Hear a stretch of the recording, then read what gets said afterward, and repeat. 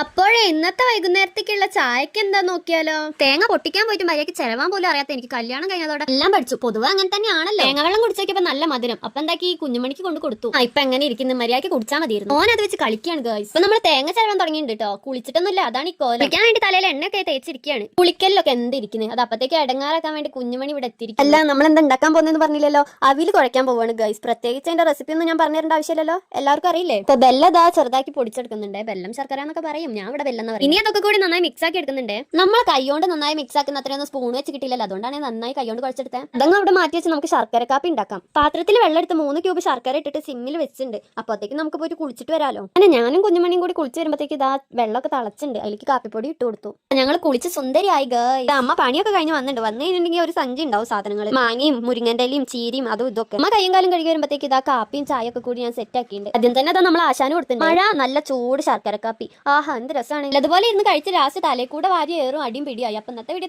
നമ്മുടെ ചാനൽ ആരെങ്കിലും കാണുന്നുണ്ടെങ്കിൽ സബ്സ്ക്രൈബ് ചെയ്യാൻ മറക്കല്ല.